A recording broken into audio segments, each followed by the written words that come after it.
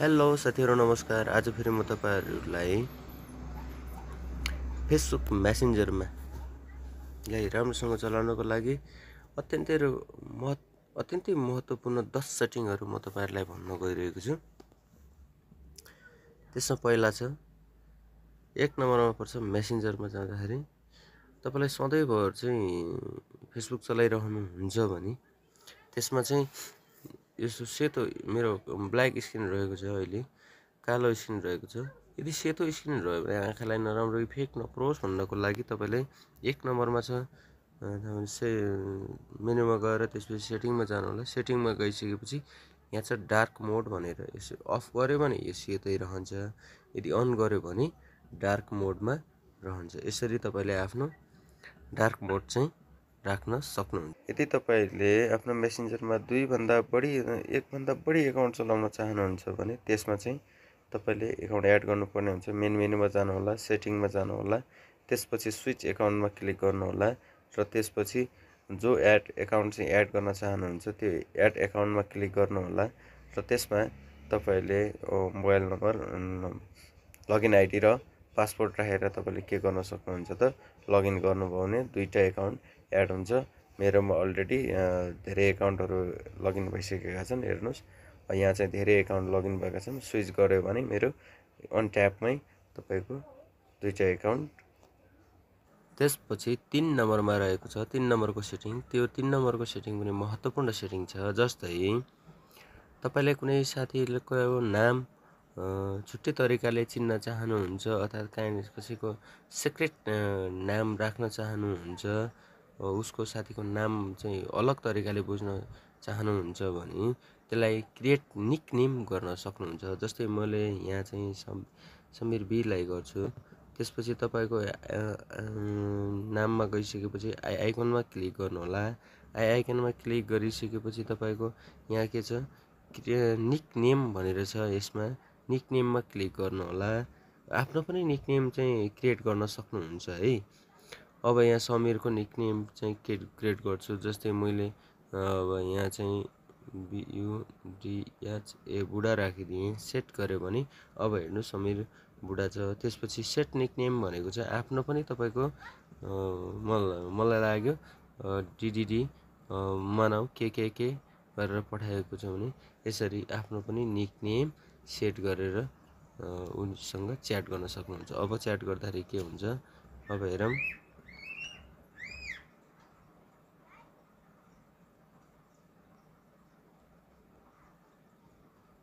Chat गर्दाखेरि यो मेरोबाट चाहिँ च्याट हुन्छ र समीर बुढाकोमा गइरहेको छ। जस्तै समीर बी राखेको थियो, अहिले समीर बुढा बनाइदिए। त्यसरी नै तपाईले आफ्नो निकनेम र अर्काको निकनेम मैले पठाएको पनि उसकोमा पनि निकनेम चाहिँ त्यो के भएर जानेछ। चौथो नम्बरमा छ च्याट आइकन।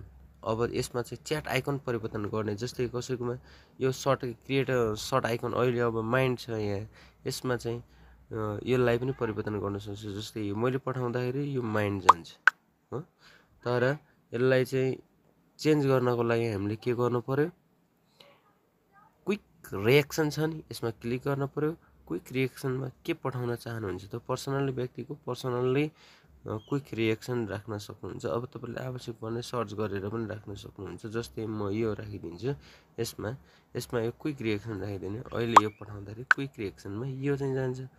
त्यसरी चाहिँ 4 नम्बरको त्यो रहेको छ भने 5 नम्बरकोमा रहेको छ म्युट नोटिफिकेसनलाई म्युट गर्ने। जस्तै कुनै अब तपाईको ग्रुपहरु भनौँ हैन, अन्य काम गरिरहेको बेलामा, अनलाइनमा रहिरहेको बेलामा कसैले च्याट गर्छ अर्थात् मेसेज पठाउँछ भने त्यो ट्याङ गरेर तपाईको नोटिफिकेसन बारम्बार आइरहेको हुन्छ। त्यसकारणले त्यो नोटिफिकेसनलाई म्युट गर्नको लागि, साइलेन्ट राख्नको लागि के गर्नु पर्यो त नोटिफिकेसन नआउने गर्नको लागि के गर्नु पर्यो त जस्तै म यहाँ गर्छु है। अब यसैको चाहिँ जाम। त्यसपछि यो मेसेज आउँदाखेरि चाहिँ यति नोटिफिकेसन आउँछ भने यसलाई आई आइकनमा क्लिक गर्न पर्यो है। त्यसपछि यहाँ के छ म्युट देख्नु भएको छ दायाँतर्फ यो 4 नम्बरमा म्युट छ। म्युट मेसेज नोटिफिकेसन, मेसेजको लागि मात्रै नोटिफिकेसन म्युट गर्न चाहनुहुन्छ कि म्युट कल नोटिफिकेसन पनि गर्नुहुन्छ कि म्युट कल मेसेज भनेको चाहिँ अब मैले मेसेजको लागि मात्रै गर्छु, यसको लागि म्युट गऱ्यो भने अब जस्तै 15 मिनट 1 घन्टा 8 घन्टा कति घन्टा आफ्नो सेड्युल अनुसार होइन, अन्टिल आई चेन्ज भनेको चाहिँ अन्टिल मैले चेन्ज नगर्दासम्म चाहिँ म्युट गरिदिन्छु।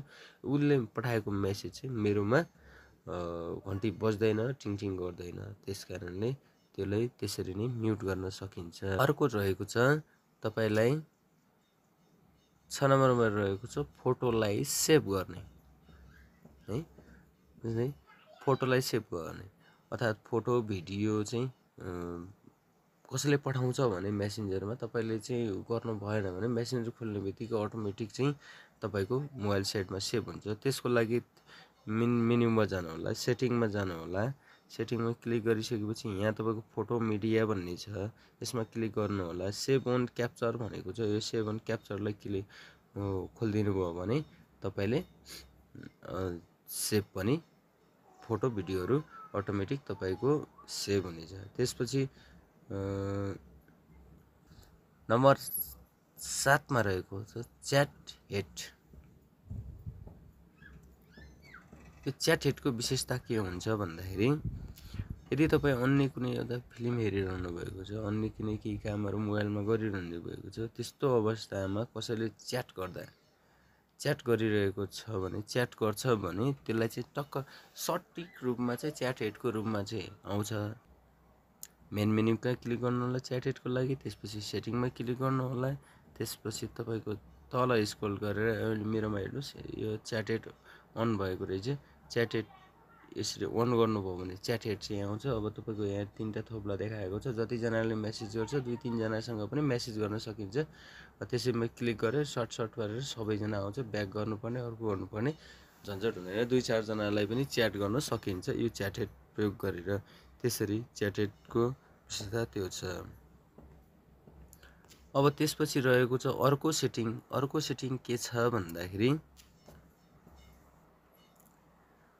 अब च्याट गरेर गेम खेल्नु भन्ने छ अर्थात् बोरिङ फिलिङ भइरहेछ भने त्यस्तो अवस्थामा च्याट बक्समा जाने, त्यसपछि यो आइकनमा क्लिक गर्ने। आइकनमा क्लिक गरिसकेपछि यहाँ देखिरहनु भएको छ यो बल देखिरहनु भएको छ। बल पठायो भने यो बल जुन बल पठाइन्छ त्यही बल चाहिँ तपाईँले खेल्न सक्नुहुनेछ। जस्तै यो बल पठाउनु भयो भने जस्तै यो बल पठाएँ मैले। अब साथीकोमा पनि यो बल गइसकेको छ, यो बलमा क्लिक गरेर तपाईँले खेल्ने हो, तपाईँले आफ्नो स्कोर देखाउने हो। अब यसको स्कोर चाहिँ 2टा स्कोर भयो मेरो, यसरी 3टा स्कोर भयो, यसरी 4वटा स्कोर, यसरी गयो भने गेम ओभर भयो र मैले कति ल्याएँ त 3टा स्कोर ल्याएँ भनेर उसकोमा चाहिँ गेम खेल्न पनि यसो सकिन्छ मेसेन्जरमा। अब त्यसपछि छ 9 छ तपाईँको कलर चेन्ज। 9 नम्बरको सेटिङमा रहेको छ तपाईँलाई कलर चेन्ज। जस्तै च्याट गरिरहनु भएको छ, 9 नम्बरको सेटिङमा रहेको छ कलर चेन्ज। यदि तपाईँले आफ्नो कलर चेन्ज गर्न चाहनुहुन्छ, च्याटिङमा अलिकति रमाइलो होस् भन्ने चाहनुहुन्छ भने जस्तै यहाँ म कसलाई गर्छु भने यहाँ गर्नेछु,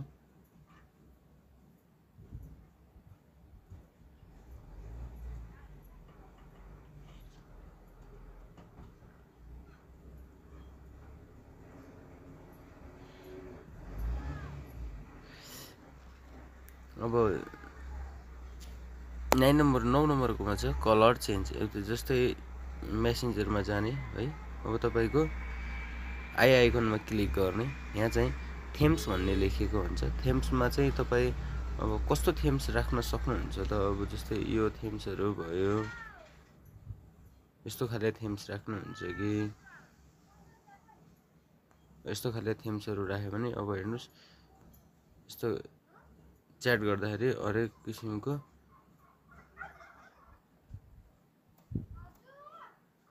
यहाँ कता हो छ हाई एचके रातो भयो, एचके हरेक अन्य विभिन्न किसिमको चाहिँ कलरहरू आउने गर्दछ। कता हो के हो यसो थेम्सहरू पटक पटक चेन्ज हुने गर्दछ। जस्तै अझै पनि गऱ्यो भने यसरी कलर च्याटहरू गर्न सकिन्छ।